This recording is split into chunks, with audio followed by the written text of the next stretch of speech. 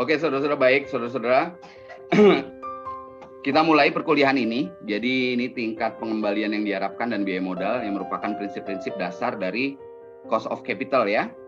Jadi saudara-saudara mudah-mudahan dalam keadaan baik, sehat di masa pandemi sekarang ini. Kita akan mempelajari teori dasar dari cost of capital. Jadi tingkat pengembalian yang diharapkan karena modal yang dimasukkan dalam perusahaan itu memiliki biaya. Modal itu dalam bahasa Indonesia, dalam bahasa Inggrisnya disebut capital, yang merupakan terdiri dari hutang, seluruh hutang, total hutang, jangka panjang dan jangka pendek, tapi perhatian kita kepada jangka panjang, dan ekuitas yang merupakan modal sendiri. Ekuitas yang terbagi dalam berbagai saham, baik common stock maupun preferred stock. Oke. Nah, saudara, kita hari ini akan berbicara. Pertama adalah penciptaan nilai, bahwa perusahaan itu kita harapkan tumbuh berkembang berkelanjutan, sustainable, dan dia mempunyai nilai tumbuh, nilai marketnya ya. Dan kita harus memperhatikan biaya modal keseluruhan dari perusahaan itu, yaitu baik biaya modal sendiri maupun biaya hutang, karena hutang itu tentunya besar. Kalau kita present value kan, dia punya tingkat bunga rate tertentu. Hutang dengan tingkat bunga 10%. Nah, modal sendiri tentunya harus lebih besar daripada hutang. Hutang misalnya plus premi risiko kita dalam menaruh uang kita di perusahaan, gitu kan. Sehingga kita perlu tingkat pengembalian, rate of return yang diharapkan dari proyek-proyek dalam perusahaan supaya bisa meng-offset tingkat biaya modal tersebut, tingkat bunganya gitu. Dan juga kalau proyek itu banyak, bagaimana tingkat pengembalian yang diharapkan dari sekelompok proyek, dan terakhir kita akan bicara mengenai evaluasi dari total risikonya. Itu tema kita hari ini. Nah, pertama, untuk mencapai nilai tentunya perusahaan ingin punya laba yang berkelanjutan, pertumbuhan, perkembangan, dan di industrinya, kalau industri perhotelan, di industri pariwisata, industri travel, industri perjalanan wisata, itu punya tingkat pertumbuhan rata-rata misalnya. Daya tarik industrinya itu bisa dari fase pertumbuhan dari siklus produk, jasa itu baru atau sudah mulai tumbuh, lalu entry barriers bagi pesaing itu mudah apa sulit, semakin sulit, maka perusahaan yang sudah menguasai industri itu semakin mapan dia, memiliki daya tarik, dan lain-lain, misalnya paten, kekuatan monopoli sementara, karena bisa berubah-ubah, dan harga oligopoli kalau hanya terdiri dari beberapa perusahaan yang menguasai. Kalau di travel itu ada Kuoni, ada Traveloka, ada bahannya berapa saja. Nah, elemen-elemennya biasanya dia ini merupakan sumber-sumber dari keunggulan bersaing, apakah biaya yang bersaing, pemasaran dan harga yang unggul, kualitas yang dirasakan pelanggan itu lebih baik ya dibandingkan yang lain, dan kapabilitas superior organisasi, baik dari SDM-nya, dari operasionalnya gitu ya, dari teknologinya gitu, sehingga perusahaan itu bisa menciptakan nilai. Nah, yang dimaksud dengan biaya modal keseluruhan dari perusahaan adalah tingkat pengembalian yang diminta dari berbagai jenis pembiayaan. Hutang pasti memiliki pengembalian yang diminta, misalnya tingkat bunganya itu 10% misalnya begitu, plus pokoknya harus dikembalikan jangka panjang. Biaya modal keseluruhan adalah suatu bobot rata-rata tertimbang dari masing-masing tingkat pengembalian atau biaya yang diinginkan atau diharapkan. Nah, saudara-saudara, di sini kita bisa melihat bahwa weighted average cost of capital itu terdiri dari tingkat pengembalian hutang jangka panjang, terutama obligasi biasanya di pasar modal. Kedua adalah tingkat pengembalian yang diharapkan karena untuk diminta oleh para pemegang saham biasa maupun saham preferen. Nah, itu punya tingkat bunga tersendiri, pasti lebih besar daripada tingkat bunga hutang biasanya begitu. Nah, itu disebut juga cost of equity atau cost of preferred stock. Itu kita campur berapa persen proporsinya, dan kita rata-ratakan berapa itu biaya modal keseluruhan dari perusahaan. Jadi biaya modal ini bukan cara perusahaan untuk membayar bunga hutang, bukan. Itu kalau itu namanya coverage ratio dari interest. Coverage ratio dari interest itu rasio pencakupan modal, pencakupan bunga hutang. Jadi kalau perusahaan memperoleh pendapatan dari penjualan atau operasi, dia dikurangi dengan biaya-biaya cost of sales-nya, cost of goods sold-nya, dia memperoleh laba kotor, lalu dikurangi dengan biaya-biaya tetap, dan termasuk administrasi dan pemasaran, maka perusahaan memperoleh biaya laba operasi. Laba operasi tersebut tentunya harus dibagi lagi, dikurangin lagi. Pertama, untuk membayar bunga hutang, pinjaman. Nah, setelah itu namanya earning before tax. Jadi laba sebelum pajak. Lalu dikurangin pajak, maka dia memperoleh net income atau laba bersih, ya, operasi. Nah, laba bersih itu masih harus memperhitungkan pembayaran dividen untuk pemegang saham. Pemegang saham ada dua biasanya, apakah saham itu saham biasa atau saham istimewa, common stock atau preferred stock.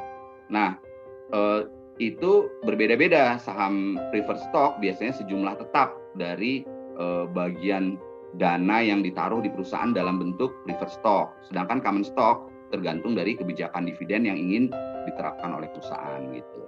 Kita misalnya ambil contoh.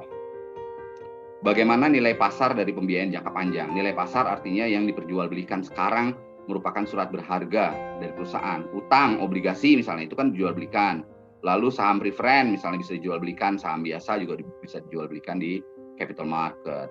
Misalnya bobotnya itu untuk utang jangka panjang 35%, untuk modal saham preferen 15%, saham biasa 50%.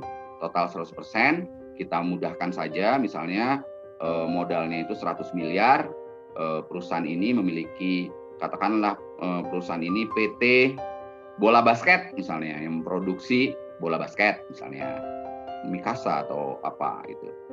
35 miliar berupa hutang jangka panjang, 15 miliar saham preferen, modal biasanya 50 miliar, 50% dari total pendanaan perusahaan. Jadi di sini ada tercantum jenis pembiayaan ini on the right hand side of the financial position or company's balance sheet, ya. To finance di left hand side, untuk membiayain aset perusahaan, harta yang ada di sebelah kiri neraca itu. Nah, bagaimana kita menghitung biaya hutang? Biaya hutang per definisi adalah tingkat pengembalian investasi yang diminta oleh para pemberi pinjaman perusahaan. Nah, P0 di sini menunjukkan harga sekarang, misalnya obligasi dijual sekarang. Nanti dikembalikan bunganya, I-nya ini, atau yang biasa disebut dengan kupon obligasi, dan PJ-nya ini pada saat misalnya udah dalam 3 tahun harus dikembalikan, J ini berarti nanti N-nya ini 3, J mulai dari tahun pertama sampai dengan tahun ketiga gitu kan. Dibagi dengan, ini adalah rumus dari present value, 1 ditambah KD ini merupakan notasi untuk tingkat bunga hutang. D itu menunjukkan debt. Jadi dipangkatkan J, sama seperti rumus present value biasa. Sehingga cuma di sini kita harus menghitung bahwa bunga hutang itu adalah pengurang, artinya laba yang untuk dikenakan pajak.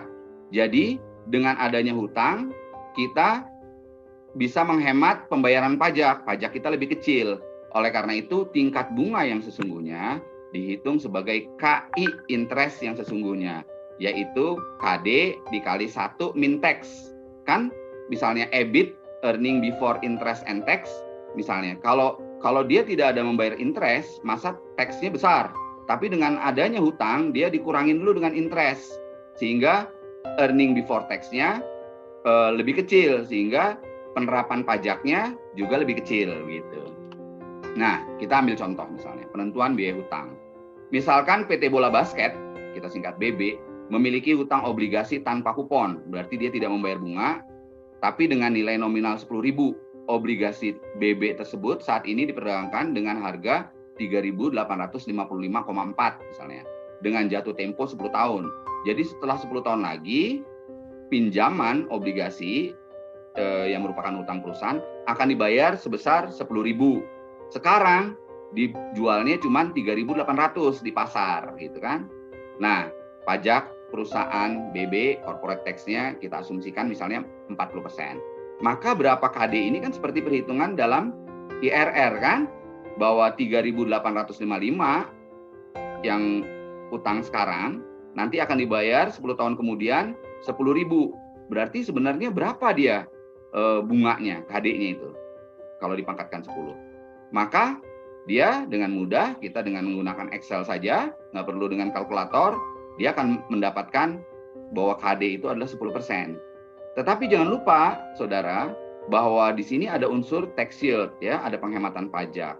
Sehingga KI-nya itu sama dengan 10% dikalikan dengan 1 min tax-nya. Tax-nya tadi 40%. Sehingga diperolehlah bahwa yang sesungguhnya biaya interest rate, biaya hutangnya itu adalah hanya 6%. Karena kita memperoleh penghematan pajak perusahaan dengan adanya hutang tersebut. Gitu. Sedangkan untuk biaya saham preferen adalah tingkat pengembalian investasi yang diminta dari pemegang saham preferen perusahaan. Saham istimewa, saham yang ditaruh di perusahaan, saham itu secara by legal, nanti saudara bisa juga amatin juga jenis-jenis saham, dia tidak memiliki hak suara, tetapi dia menerima sejumlah dividen yang tetap. Apakah perusahaan itu untung atau rugi, perjanjiannya dia akan menerima sejumlah dividen yang tetap atas saham preferen, dana yang dia gunakan untuk ditaruh di perusahaan dalam bentuk saham preferen, gitu kan. Jadi ini adalah semacam antara hutang dengan saham biasa lah sifatnya, ini campuran, gitu kan. Nah, bagaimana menentukan biayanya saham preferen? Misalkan PT Bola Basket tadi memiliki saham preferen yang beredar dengan nilai nominal 1.000. Dividen per sahamnya sekarang dijual itu 630 tiap dibayar. Selalu dibayar 630. Nilai pasar saham tersebut adalah 700 per saham. Jadi saham itu dijual 700, nanti akan menerima dividen setiap tahunnya itu 630 misalnya. Tergantung saudara berapa lembar saham yang dimiliki. Nah, ini kita gunakan rumus, jadi berapa sebenarnya biaya saham preferen? Itu kalau saudara ingat kuliah yang lalu dalam time value of money, maka ini adalah perhitungannya, kita menghitung present value of perpetuity, dianggap nih selama-lamanya, kan begitu. Kita udah pernah diskusi ini, sehingga 630 yang kita peroleh dibagi dengan 700 yang kita taruh, itu sama saja 9%. Jadi kita naruh uang 700, dapat 630 selama-lamanya, itu sama saja kita dapat 9%. Gitu. Jadi KP itu tinggal dibagi, jadi 9%. Nah, kalau hutang tadi ada tingkat bunganya 6%, lalu saham preferen 9%, berapakah kalau pemilik perusahaan yang menaruh dananya di perusahaan dalam bentuk saham biasa? Atau disebut juga dengan pendekatan biaya ekuitas, berapa sebenarnya yang dia minta? Kalau perusahaan berhutang aja dia, si pemberi dana pinjaman itu bank katakanlah, atau pemegang obligasi itu dapat 6%, kalau pemegang saham yang menaruhkan dana dalam bentuk saham preferen dapat 9%, apalagi saya yang menaruh dana saham biasa, tentunya harusnya lebih besar gitu. Cara menghitungnya bagaimana? Ada 3 pendekatan di sini. Pertama adalah model discount dividen. Dividen itu didiskonto ya bahasa Indonesia resminya. Jadi model diskonto dividen, dividennya itu di present value kan. Ada lagi yang kedua adalah kita melakukan pendekatan model capital asset pricing atau CAPM, capital asset pricing model. Suatu model nanti juga saudara ikuti juga di dalam pembahasan risk and return untuk investment under uncertainty dengan pendekatan CAPM maupun APT gitu ya. Itu kita dekatin situ. Kalau risk free-nya aja berapa persen gitu ya, tingkat bunga bebas risiko, terus market risk-nya berapa, nah kita premi risikonya berapa, kita akan lihat nanti.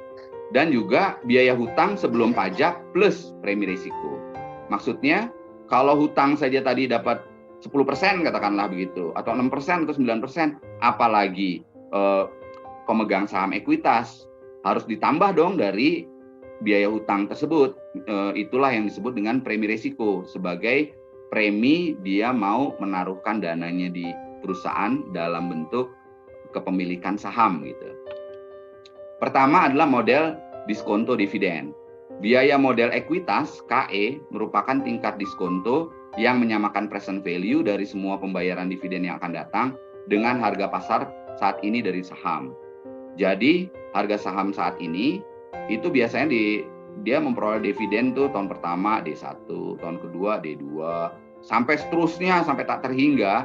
Itu tingkat bunganya itu KE yang merupakan katakanlah tingkat diskontonya, artinya katakanlah kalau sama dengan PO, P0 itu berarti dia adalah tingkat present value-nya itu berapa persen gitu. Nah, ini bisa kita lihat dengan tentunya perhitungannya agak lama karena tingkat pertumbuhan dari dividen kita tidak ketahui berapa besar dividen itu per tahunnya. Oleh karena itu, lebih mudah lagi adalah dengan model pertumbuhan konstan. Model pertumbuhan konstan itu asumsi pertumbuhan dividen yang konstan menyederhanakan modelnya menjadi KE sama dengan D1 dibagi P0 ditambah G. G itu adalah pertumbuhan dari dividen. Kalau dividen ini biasanya dibayarkannya sekarang 1.000, kalau pertumbuhannya 10%, tahun depan akan dikasih 1.100, tahun depannya lagi 1.110 gitu, naik 10% misalnya gitu ya. Nah, diasumsikan bahwa dividen akan tumbuh dengan tingkat konstan G itu selama-lamanya. Contohnya di sini, misalkan PT Bola Basket memiliki saham biasa yang beredar dengan harga pasar saat ini sebesar 6.480 per saham. Besarnya dividen saat ini 300 per saham dan tingkat pertumbuhan dividennya sebesar 8% selamanya. Nah, kita hitung aja KE D1 per P0, D1-nya itu kan D0-nya itu 300, D1-nya berarti dikalikan dengan 8%-nya pertumbuhan 1,08 atau nanti dengan perhitungan rumus ini diperolehlah 13%. Jadi dengan pertumbuhan dividen itu 13%. Nah, biasanya tergantung saudara melakukan proksi pendekatan berapa yang diminta dari saham biasa ini, tingkat pengembaliannya, itu ada fase-fase pertumbuhan. Mungkin dalam 3 tahun pertama perusahaan itu tumbuh dividennya akan dibayarkan dividen G1. Dan terus 3 tahun sampai 5 tahun pertumbuhan perusahaan G2. 5 tahun sampai katakanlah 10 tahun itu G3. Ada yang begitu-begitu, tinggal dihitung saja dengan Excel. Dapatlah nanti berapa sebenarnya KE, nilai KE-nya. Kita kan mau cari tingkat biaya modalnya, tingkat pengembalian yang diminta oleh pemegang saham biasa tersebut, begitu kan, KE-nya gitu. Nah, ada pendekatan yang kedua yang bukan pendapatan, dia tidak melihat dari pendapatan dividen yang diperoleh oleh pemegang saham biasa, tapi pendekatan dari capital asset pricing model, sebuah model yang dikembangkan oleh Harry Markowitz ya tentang CAPM. Nanti pada saat kita kuliah tentang risk and return and CAPM akan kita bahas. Ini sebenarnya sederhana saja saudara, walaupun perhitungannya untuk mencapai ke sini sangat rumit dari Harry Markowitz, tapi kita perhitungannya bahwa biaya modal itu KE itu, biaya modal ekuitas itu, atau kita notasikan dengan R pada saat ke J itu, sama dengan tingkat risk free ditambah dengan risk market dikurangin risk free dikalikan dengan beta J. Itu sama saja dengan, ini kan sama saja dengan persamaan garis lurus seperti yang saudara sudah ikutin dalam matematika biasa, sederhana. Jadi biaya modal ekuitas ini menyamakan tingkat pengembalian yang diminta pada keseimbangan pasar. Hubungan resiko pengembalian ini digambarkan dengan security market line. RF itu adalah risk free rate. Misalnya tingkat suku bunga SBI gitu ya, atau suku retail, tingkat suku bunga yang bebas risiko lah. Kalau saudara nanam di situ pasti dapat. Katakanlah sekarang itu misalnya di tingkat 8%. Saudara kalau membeli obligasi pemerintah retail ORI itu kan dijamin oleh pemerintah, jadi pasti akan aman, tapi saudara cuma dapatnya 8%. Sedangkan kalau return pasar adalah semua perusahaan, terutama yang terdaftar di IHS, di capital market, karena semua datanya sangat terbuka di sana, diketahui bahwa rata-rata itu memiliki tingkat return pertumbuhan yang pendapatan laba saat ini dikurangin dengan laba tahun lalu itu dibagi dengan laba tahun lalu itu menunjukkan pertumbuhan ya. Itu berapa persen rata-rata dibandingkan dengan perusahaan saudara. Lalu dikurangin dengan risk free rate dikalikan dengan beta J. Beta J itu sendiri beta antara perusahaan itu adalah suatu ukuran hubungan korelasi antara excess return dari market tadi RM tingkat RM-nya dengan excess return dari perusahaan yang bertalian. Itu nanti ada hubungan. Misalnya katakanlah kalau betanya 1 itu berarti hubungannya sama antara RM dengan R tingkat risiko perusahaan itu, tingkat return perusahaan itu. Kalau return dari market itu naik 10%, perusahaan juga biasanya sama ikut naik 10%. Kalau tingkat return dari market, total market dari semua perusahaan itu tumbuh 10%, dan betanya itu 1,5 gitu, maka perusahaan itu naik menjadi 15% gitu loh. Itu beta yang positif, beta yang negatif kebalikannya begitu. Nah itu nanti kita akan kuatin lagi, tapi sebenarnya secara rumus sangat sederhana. Ini bisa kita lakukan. Jadi misalnya PT Bola Basket memiliki beta perusahaan sebesar 1,25. Penelitian menyatakan bahwa tingkat bunga bebas risiko adalah 4% dan tingkat pengembalian pasar yang diharapkan sebesar 11,2%. Nah, kita bisa masukin aja berapa sebenarnya nih KE-nya, biaya modal sendiri, biaya modal ekuitasnya. Kita masukkan dengan rumus CAPM ini, yaitu RF tambah RM min RF dikali betanya. Kita udah ketahui betanya itu 1,25, kita misalkan kita ketahui juga tingkat bebas risiko karena di dolar, misalnya contohnya dalam dolar itu hanya 4%, return dari pasarnya secara keseluruhan itu 11,2%. Nah, kita dapatkan KE ini sama dengan 13%. Itu menentukan tingkat pengembalian diminta oleh pemegang saham biasa, ekuitas ya. Nah, yang ketiga, ada lagi pendekatan yang ketiga, ini subjektif saudara-saudara, yaitu si pemegang saham biasa dia mensyaratkan dia harus memperoleh dalam bentuk dividen tentu saja, tapi tingkat dividen tuh yang selalu meningkat sesuai dengan tingkat risikonya yang lebih besar dari tingkat bunga hutang dong. Jadi kalau KD-nya itu misalnya 10%, saya harus punya premi risiko dong 3% misalnya. Jadi kalau perusahaan saja membayar ke bank itu 10%, maka perusahaan harus bisa memberikan ke saya dari uang saya itu 13% dong. Jadi return saya itu harus tumbuh sebesar 13% gitu misalnya. Itu namanya premi risiko, KD tambah premi risiko.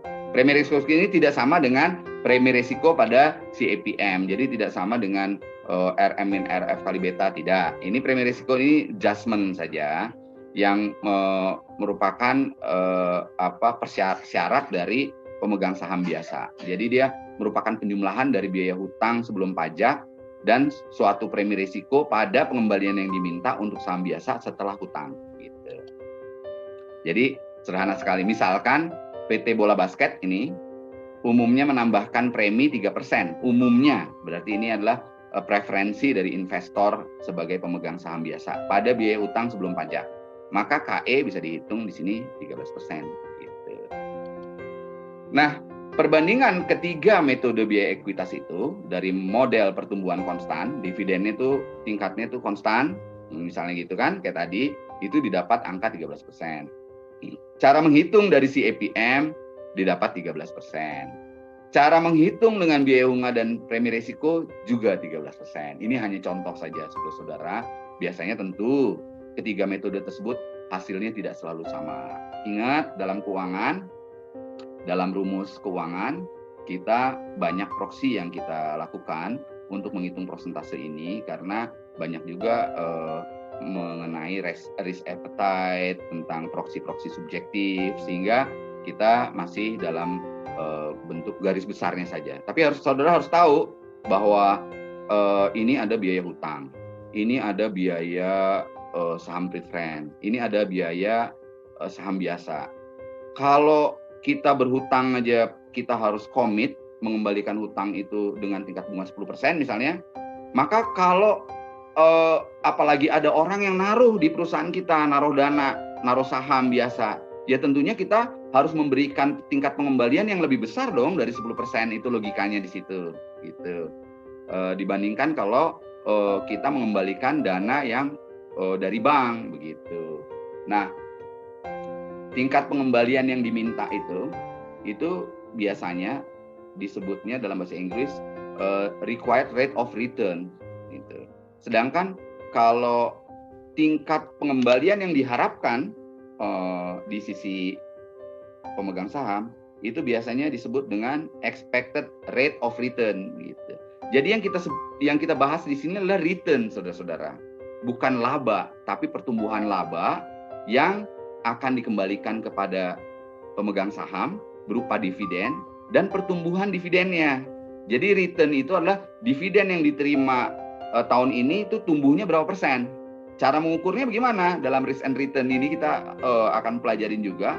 Ya tentunya dividen yang kita terima saat ini dikurangi dividen yang kita terima tahun lalu dibagi dengan tahun lalu. Itu kan rate-nya. Jadi itulah yang disebut rate of return. Jadi bukan laba. Karena itu untuk menghitung present value dari dana yang akan kita terima di masa depan, kita present value-kan. Karena bank atau dana pinjaman juga cara menghitungnya seperti itu. Nanti kita kan akan membayar bunganya 10% tahun depan. Nah, present value-nya sekarang kita cuma nerimanya sekian, kurang dari itu kan, kurang dari yang akan kita terima dari masa depan. Sehingga segala sesuatunya kita hitung dari rate. Nah, rate itulah yang disebut dengan biaya modal gitu.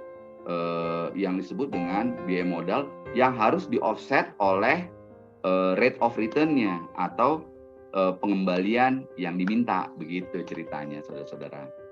Nah, sehingga kita perlu tahu sekarang rata-rata tertimbang biaya modal atau weighted average cost of capital itu sesungguhnya berapa biaya modalnya itu.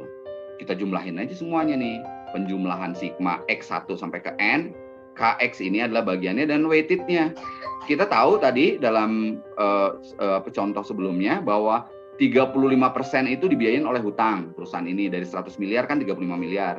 Ingat tadi bahwa saham preferred itu hanya 15%, sedangkan saham biasa itu 50%. Proporsinya 35 miliar itu adalah tingkat itu 35%, 15%, 50%. Nah, dengan biayanya KX-nya, K ini kalau KI-nya itu 6% untuk interest, P-nya itu preferred stock itu 9% dan KE-nya itu 13%. Sehingga rata-rata biaya modalnya itu bukan 13, bukan 9, bukan 6, tapi secara rata-rata 9,95%.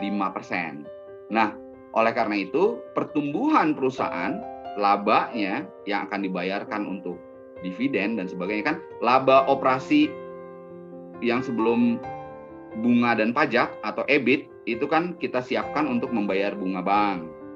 Itu harus tumbuh di atas 9,9%. Juga laba bersih yang kita siapkan nanti untuk membayar dividen kepada pemegang saham biasa maupun kepada pemegang saham preferred itu harus di atas 9,95%. Itu target karena kita punya biaya rata-rata 9,95%.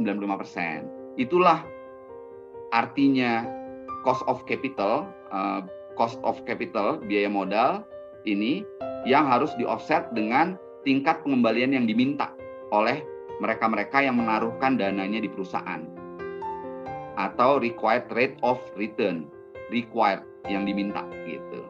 Atau dari sisi ini kita juga harus dari sisi perusahaan harus mengembangkan prospek sehingga memperoleh tingkat pengembalian yang diharapkan lebih besar daripada ini atau expected rate of return gitu, saudara-saudara.